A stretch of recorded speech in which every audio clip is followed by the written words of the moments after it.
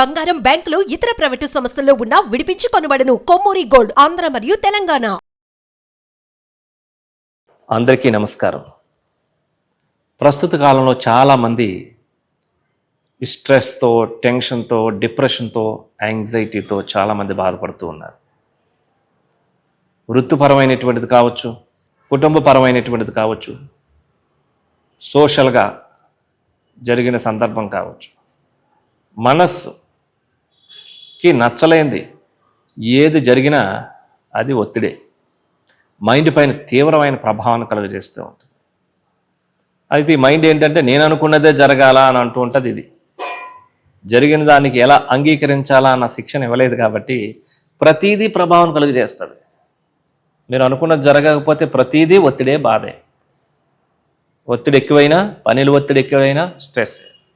ఈ స్ట్రెస్ ప్రభావం అంతా కూడా మైండ్ మీద, మెదడు మీద, దాని ప్రభావం అంతా అన్ని గ్రంథుల మీద, దాని ప్రభావం అంతా అన్ని ఆర్గాన్స్ పైన పడి శక్తిని, ఆరోగ్యాన్ని, ఆనందాన్ని కోల్పోవడం జరుగుతుంది. ఈ స్ట్రెస్ యొక్క ముఖ్య ఉద్దేశం మీ దగ్గర అన్నీ ఉన్నా ఆనందంగా ఉండకుండా చేస్తుంది. కాబట్టి మీరు అందరూ how to overcome your stress అనేటటువంటిది నేర్చుకోకపోతే, స్ట్రెస్ మేనేజ్మెంట్ అనేటటువంటిది నేర్చుకోకపోతే, మీ దగ్గర అష్టైశ్వర్యాలు ఉన్నా, ధనకనక వస్తు వాహనాదులు ఉన్నా, పంచభక్ష పరవన్నాలు ఉన్నా దాన్ని ఆస్వాదించలేరు. ఎందుకంటే మీ మైండ్ మీ దీంట్లో లేదు. మీ మైండ్ హ్యాపీగా లేదు, మీ మైండ్ స్థిరంగా లేదు, మీ మైండ్ ధైర్యంగా లేదు. మరి దీని నుంచి బయటికి తెప్పించడానికి కొన్ని ప్రత్యేకమైనటువంటి ఇన్నర్ హీలింగ్ ప్రోగ్రామ్స్ అనేటటువంటివి ఉన్నాయి. అంటే మైండ్కి శిక్షణ. ఏమైనా జరగని, ఓకే మీరు అనుకున్నది జరిగింది, మంచిది. ఒక్కోసారి జరగకపోవచ్చు. అయినంత మాత్రాన మన మనసును బాధ పెట్టుకుంటామా? మన ఆనందం, మన స్వతంత్రత, మన స్వేచ్ఛ, అది మన హక్కు. అది మనం వేరే వారికి ఫ్రీగా దానదత్తం చేసేస్తున్నాం, సంఘటనలకి, పరిస్థితులకి, వ్యక్తులకి. నో, చాలా అన్యాయం అయిపోయేది మీరే. మీ మనస్సు మీ ఆధీనంలో ఉండాలి. మీరు అనుకున్న టైంకి బస్సు వచ్చింది, ఓకే. అనుకున్న టైంకి రాలేదు, మీరెందుకు అన్హ్యాపీ ఫీల్ అవుతారు? అది ఎప్పుడు రావాలో అప్పుడే వస్తుంది, అది ఎప్పుడు జరగాలో అప్పుడే జరుగుతుంది. కానీ ఎందుకు జరగదు అనుకున్నప్పుడే మీకు నరాలన్నీ ఉద్రిక్తి చెంది మీ మనస్సు మీకు శత్రువై, మీ మనస్సు మిమ్మల్ని దుఃఖపెట్టి, మీ మనస్సు మిమ్మల్ని బాధపెట్టి, మీ మనస్సు మీకు పెద్ద శత్రువై యుద్ధాన్ని తలపడదు. తద్వారా హార్మోన్స్ దెబ్బతినిపోతాయి, గ్రంథులు దెబ్బతినిపోతాయి, ఆర్గాన్స్ అన్నీ మొత్తం పోతాయి. కాబట్టి ఈ ఓవర్ స్ట్రెస్ని అంతా కూడా మనం ఓవర్కమ్ చేయాలంటే కొన్ని ప్రత్యేకమైన ఆసనాలు ఉన్నాయి, కొన్ని మెడిటేషన్ కార్యక్రమాలు ఉన్నాయి. ఇవన్నీ నేర్చుకోవాలా. తప్పనిసరిగా తెలివైన వాళ్ళందరూ కూడా వీటిని అత్యంత జాగ్రత్తగా నేర్చుకొని ఆచరించడం ద్వారా ఆ అనుభూతిని పొందుతారు. దగ్గరగా చూస్తారు తెలివైన వాళ్ళు.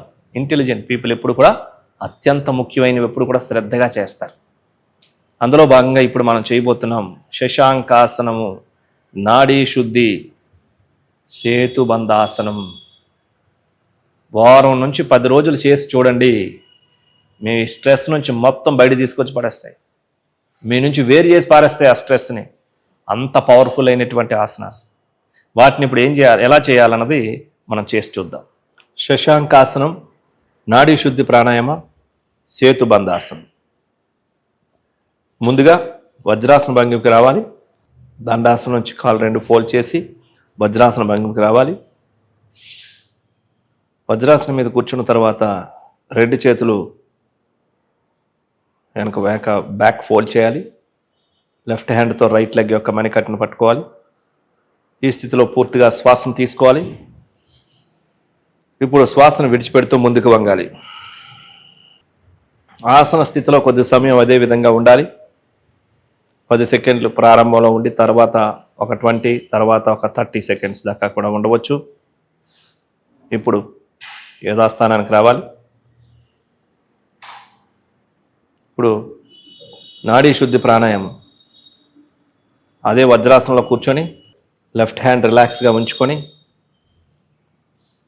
రైట్ హ్యాండ్తో బొటన వేలుతో రైట్ నోస్ట్రల్ని క్లోజ్ చేసి లెఫ్ట్ నోస్ట్రల్ ద్వారా శ్వాసను తీసుకొని ఆ శ్వాసను రైట్ నోస్ట్రల్ ద్వారా విడిచిపెట్టి రైట్ నోస్ట్రల్ ద్వారా శ్వాసను తీసుకొని ఆ శ్వాసను లెఫ్ట్ నోస్ట్రల్ ద్వారా విడిచిపెట్టి ఈ విధంగా 15 నుంచి 20 నుంచి 30 సైకిల్స్ దాకా కూడా ఆల్టర్నేట్ బ్రీతింగ్స్ చేయవచ్చు. ఈ ప్రాణాయామం నర్వస్ సిస్టమ్ మీద చాలా ప్రభావం కలుగజేస్తూ ఉంటుంది. లెఫ్ట్ నోస్ట్రల్ ద్వారా విడిచిపెట్టిన తర్వాత శ్వాసని ఆపాలి. వజ్రాసనం నుంచి బయటికి రావాలి. సేతుబంధ ఆసనం సుపైన్ పోస్చర్కి రావాలి.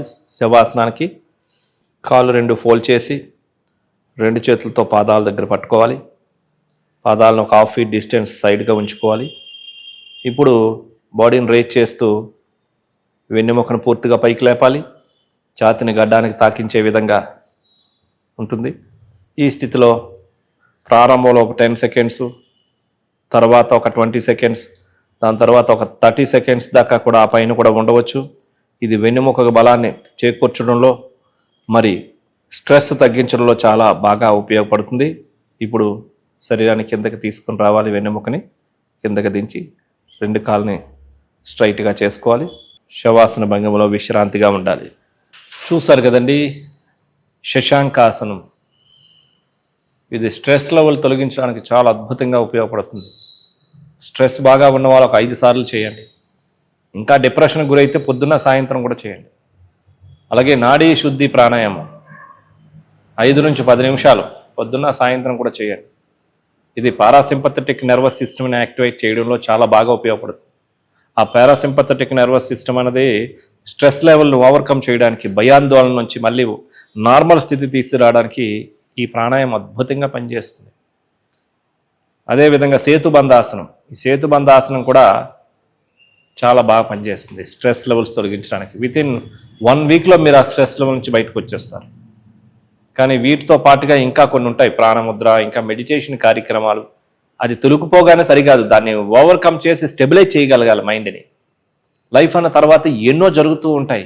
ఎంతోమంది వ్యక్తులు ఉంటారు. నీకు ప్రాణమిత్రులే నీకు హాని కలిగజేసే సందర్భం రావచ్చు. అది తట్టుకోలేదు నీ మైండ్. నీ ఫ్యామిలీ మెంబర్సే నీకు మోసం చేసే సందర్భాలు రావచ్చు, కానీ నీ మైండ్ దాన్ని తట్టుకోలేదు.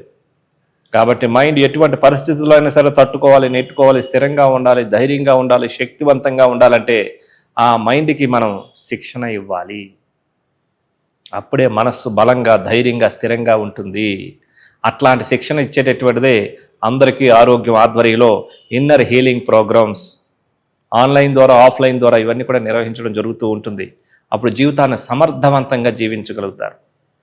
లేకుంటే మీ స్ట్రెస్ గనక ఎక్కువగా అయిందా, అది మీ ఆరోగ్యాన్ని చంపేస్తుంది, మీ ఆనందాన్ని చంపేస్తుంది, మీ యవ్వనాన్ని చంపేస్తుంది, చివరికి ఆ వ్యక్తినే మరణింపచేస్తుంది. స్ట్రెస్ లెవెల్స్ అన్నటువంటి అంత భయంకరమైనటువంటివి.